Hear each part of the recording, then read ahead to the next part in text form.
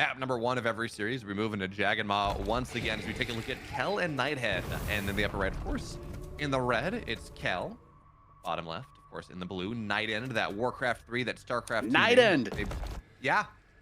It's a name you love to see. Yeah, that's one we recognize for sure. Been around a long time. Definitely a funny guy too. Was always fun to see at events. Gave good interviews.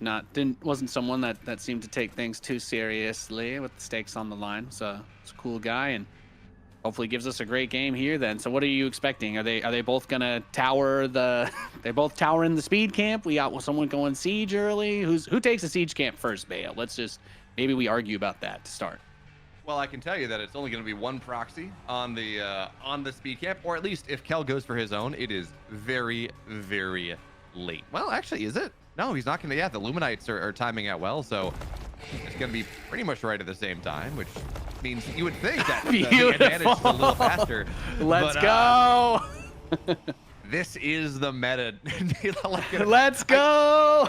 I do unironically think that going, and if you think your opponent's going to go for this, going to take the catapult camp is probably a really good idea, because then you put pressure on their natural, and then you can take the speed camp. Like, you can play around with the map a little bit more. But as it stands, that's not what's happening. If any other game you were like, okay, both players share the same natural, this is kind of what you would imagine would happen, right? Like, oh, we can only both expand to the same base. Like, this is the most important thing right here, except it's just out on the very far corner of the map, and able to get the initial engage off that Shroud Stone on the bottom to lead the fight, but he's got the speed camp attacking the tower too, which evens it out and eventually tilts it a little more in favor of Kel. So overwhelms that, grabs the Gaunt on the way out, and unfortunately for Nightend, not quite the start he seemed to be looking for there. Is it early enough to call Kel the GOAT at this point, or just he has excellent command of the goats? I mean, if you literally take the goats, I don't know that it makes you a goat, right? He may be, maybe we could refer to him as like he could be a first generation shepherd of Stormgate. You know, he's shepherding the goats, he's leading them or culling them, as it were. I suppose maybe it's a regional choice for whatever you call that, but I feel like you could call him a shepherd perhaps. Well, regardless, what this means is that because he wins the speed camp, he gets 6 fiends, actually gets 7, right? Because he's got the vision camp as well, and he's going to immediately turn this into a catapult push. So Let's Nate, go. the answer to your question earlier is just yes. That's what's happening. It's just. I mean, yes. at this point, I mean, jokes aside, like you would definitely think yourself a fool if you lost and didn't try to use it, considering how good it is. So you can't even necessarily blame the players at this point. If you leave the catapult on the table, you're leaving potentially the game on for not really much of a reason, as most of the wins we've seen have ended with those siege camps. So it gets triggered first. So this is interesting. He doesn't immediately pick it up, but he comes out here as the siege camp is first taken, and it's kind of in a weird spot where it's split between his army. He sends a couple of fiends into the back to dive Nightend's Gaunt, so now he's very, very, very spread out. And it looks like the catapult, however, is going to be able to get the Gaunts of Kel. So a very messy fight right at the spawn, and now his catapult is coming. Okay, so here we go. Kel ends up with the catapult advantage. He's completely cleared out Nightend's army, and yeah, it's not looking all that good, Behemoth. Yeah, every single time we take a look at something that is like, this feels like it should be really good for Nightend, and then Kel pulls off a little bit better micro. He somehow manages to drag the goats on top of his opponent's Shroudstone while having the infest on it better, so he gets all the fiends off, and it's like, oh, okay. Like, you're getting the best of both worlds here, and now, well, we're just gonna see everything dive into the main base. There's a natural, but it doesn't matter. It's all about the catapult in the main. We're gonna see all the brutes go down. Nightend not splitting them, and of course, the trick in these early game fights, you want to split every brute manually, because what that means is your opponent doesn't get a fiend out of it. If you let them just die, yeah, you'll get your fiends, but they get one of their own fiends, and that messes with aggro, that messes with micro. Nightend will fall, and in fact, I guess that makes it day, maybe. Well, no, Nightend falls, that makes it night, because he's the ender of the night. I don't know, Nate. Something. Night is darkest just before the dawn.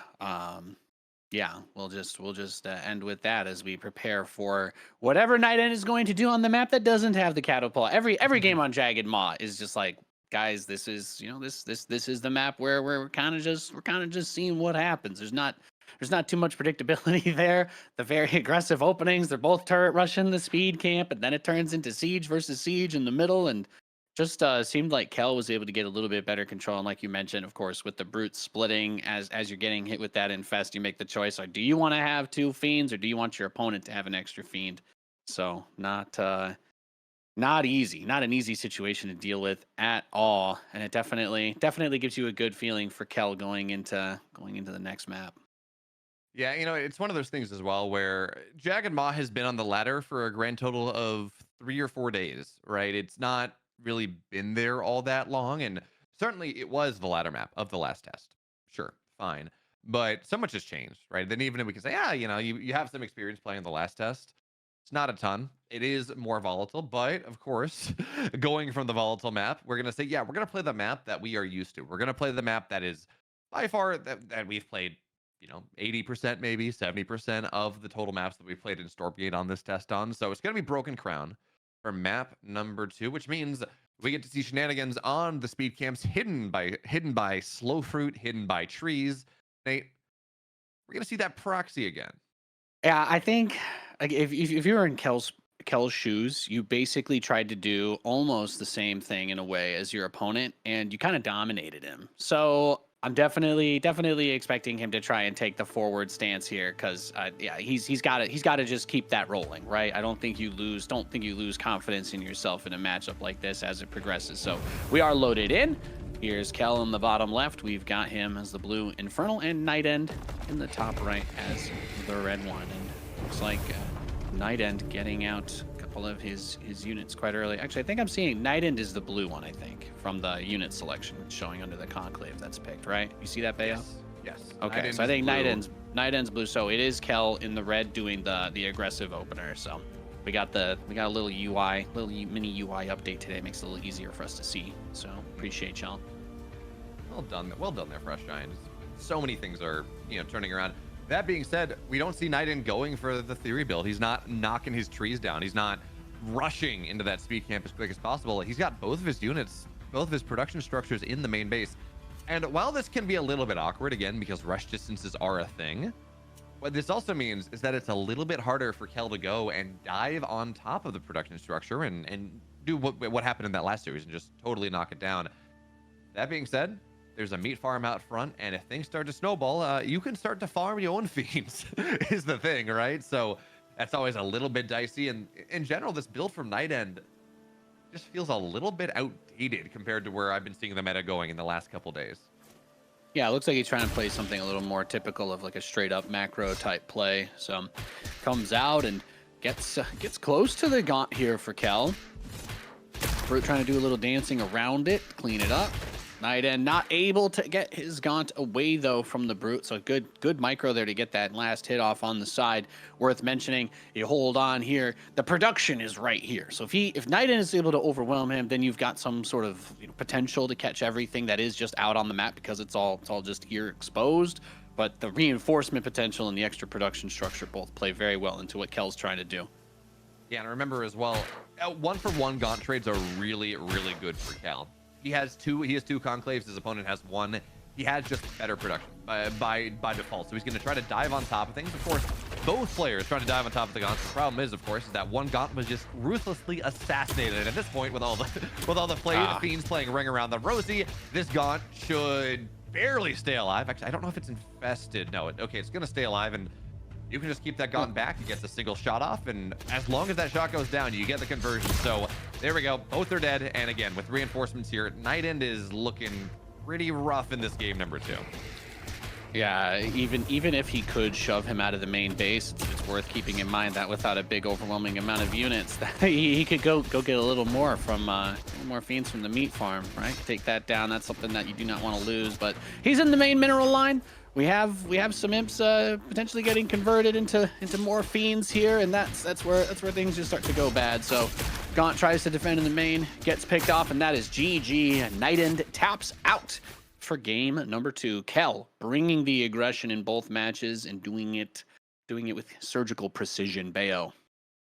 And it's been fascinating to watch these last 2 series because it's kind of more of the same in that we have one player who we recognize as a former StarCraft pro, as a former Warcraft pro, as this established RTS name. And on the other hand, we have a player who has been playing a ton of Stormgate, has been in tests for a while, has been just grinding things really hard in Stormgate specifically. And we're seeing that depth of knowledge, that depth of experience, that better maybe meta understanding in these qualifying matches. Obviously not beforehand. Beforehand, Nightend got there, Nickeract got there. But now that we're in the round of 32, we're trying to move people, or the round of 16, trying to move on to be one of those top 8 that qualify, all of a sudden we are really seeing that kind of meta knowledge really be valuable.